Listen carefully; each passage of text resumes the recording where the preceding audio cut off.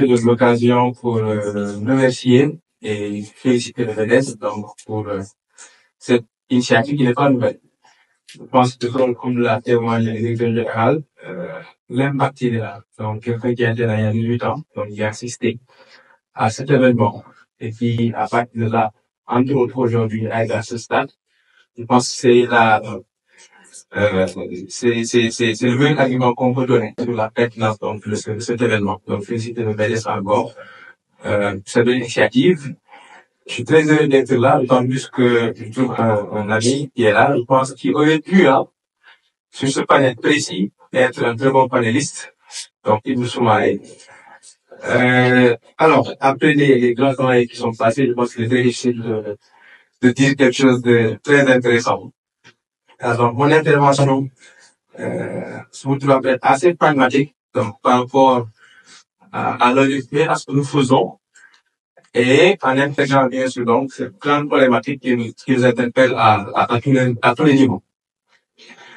Je voudrais rassurer, je pense que c'est le mot, rassurer nos jeunes compatriotes sénégalais sur les orientations et la volonté politique aujourd'hui de prendre en charge les problématiques qui sont liées à la formation et à l'emploi. On a l'habitude de le répéter en réunion de coordination. Lorsqu'on lit les communiqués du Conseil des ministres, les questions qui viennent très souvent, c'est l'emploi. Mais alors, l'emploi, la question de la formation prochaine. Donc, pour dire que la préoccupation, elle est très comprise par des sécurités. Le Sénégal, c'est un pays qui est très jeune. Donc, vous avez eu les chiffres confirmés par la SD. Aujourd'hui, on a pratiquement 75% de la population qui a moins de 35 ans. Donc, cette population-là, elle peut être une grosse opportunité, dépendamment de ce qu'on va faire pour l'accompagner. Donc, aujourd'hui, il n'y a pas de choix. Et le fait de voir les jeunes converger en grande masse dans ce front-là aussi, nous conforte sur la compréhension qu'ils ont aujourd'hui du travail. Donc, un pays se construit par le travail. Donc, si les jeunes aujourd'hui focus des efforts pour venir dans ce genre de forum, voir les opportunités, c'est qu'ils passent du travail au travail. Je vais céder un peu lors de la révolution industrielle. Je pense qu'on a eu le mouvement des luristes. Donc, je nous connais mieux que nous tous. Et c'est un peu pour dissiper, donc, ce que nous sont semblé avoir identifié comme des peurs. De certains pensent que l'intelligence artificielle, voilà, c'est les machines qui vont remplacer les hommes. Je pense que le doyen l'a très bien dit. Il est difficile de remplacer l'homme, parce que l'homme est au centre de toute chose. C'est l'homme qui est derrière l'intelligence artificielle.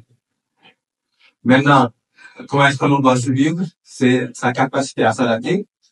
Mais la capacité à anticiper, à survivre, c'est sa capacité à s'adapter. Mais la capacité à anticiper, à suivre les mutations prochaines.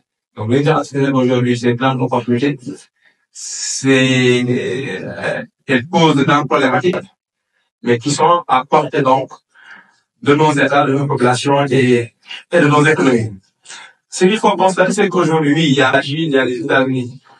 Je pense que c'est difficile, ces deux derniers jours, fait beaucoup parler. Mais ce qu'il faut également rappeler, c'est que malgré tout ce bouillonnement, on est encore dans une étape où il y a beaucoup d'incertitudes. Mais également, beaucoup de mutations qui se dessinent et qu'on ne maîtrise pas encore.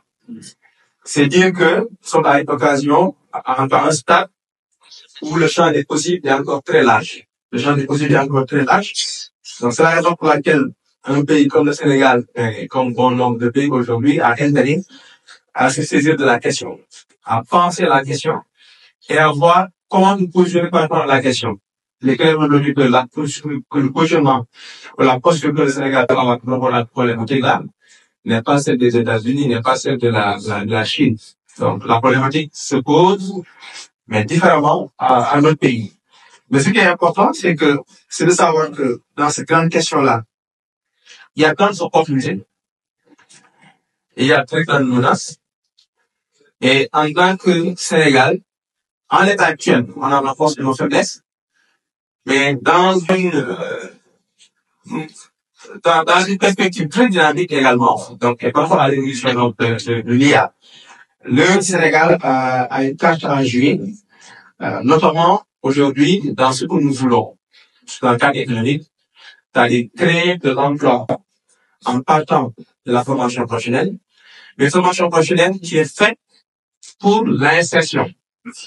Et qui dit formation professionnelle pour l'insertion parle de secteur économique à dynamiser, parle de secteur à haut potentiel de création d'emplois, mais également parle de secteurs dans lesquels le Sénégal doit être compétitif. C'est dans le cadre de cette compétitivité-là et même de cette productivité-là, nous retrouvons donc la problématique de l'intelligence artificielle.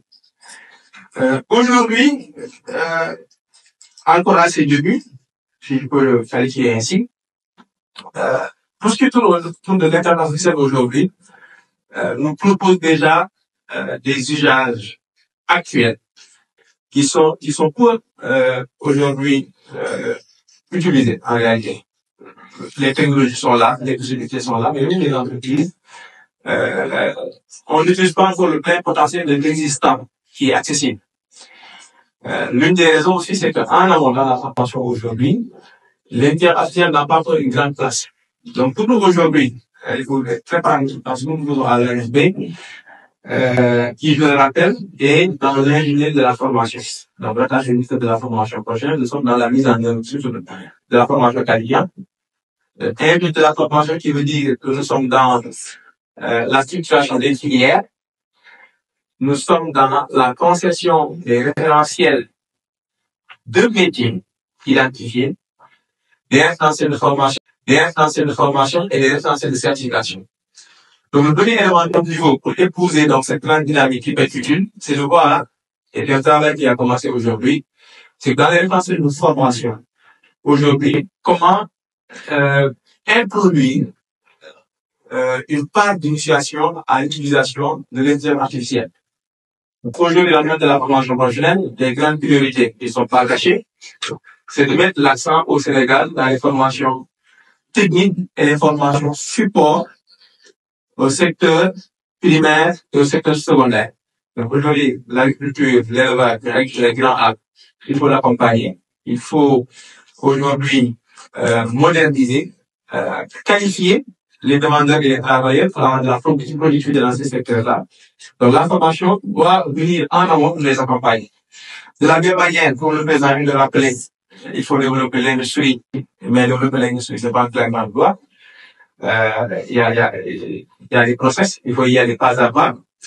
Et aujourd'hui, la qualification professionnelle se retrouve en amont de la mise en œuvre des pôles qui ont été exposés et vers lesquels nous allons arriver très rapidement. Donc, à ce niveau, dans ces curricula de formation que nous avons, l'initiation aujourd'hui à l'intelligence artificielle est en train d'être étudiée. Comme il y a quelques années, on a introduit dans ces curricula-là des parties qui sont liées aux soft skills qui sont importantes. Aujourd'hui, quand nous sommes au plombier, aux électricien, il ne s'agit pas seulement de former uniquement sur la partie technique liée à son métier, mais son comportement, son savoir-être, c'est les aspects qu'on a introduits, ajoutés à la formation. De la même manière qu'aujourd'hui, nous sommes en train de travailler sur l'orientation d'une liste chargée de la formation professionnelle. Comment aujourd'hui, dans les référentiels existants, réviser et introduire cette dimension-là. Mais dans les nouveaux référentiels qu'il nous faut aujourd'hui développer pour des filières qui ne sont pas structurées et qui ont besoin de l'aide, donc dès la phase de conception, introduire cet usage, cette utilisation donc de l'intelligence artificielle qui a pour premier intérêt donc de pouvoir renforcer la productivité et créer des gains de temps. Donc je pense que ça c'est à la limite dans l'usage le plus basique des solutions d'intelligence artificielle auxquelles nous avons accès. L'autre partie importante, je pense qu'il faut travailler et qui est liée à la formation professionnelle, à l'emploi et même à l'entrepreneuriat, c'est que dans certains domaines, comme dans les industries culturelles et créatives, par exemple, l'intelligence artificielle amène un plus qui est complémentaire à ce que l'on fait et va continuer de faire. Donc, à ce niveau également, donc, il y a des possibilités importantes dont nos pays ont besoin, dont nos artisans ont besoin. Je pense qu'au niveau de l'ADFP, il y a un projet dans lequel on travaille sur les industries culturelles et créatives, notamment par rapport au design. Donc, il y a des choses que nous sommes en train d'expérimenter.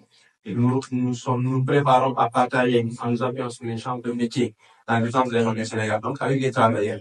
Donc, pouvoir les amener, donc, à pouvoir accéder, donc, à ces solutions-là, à les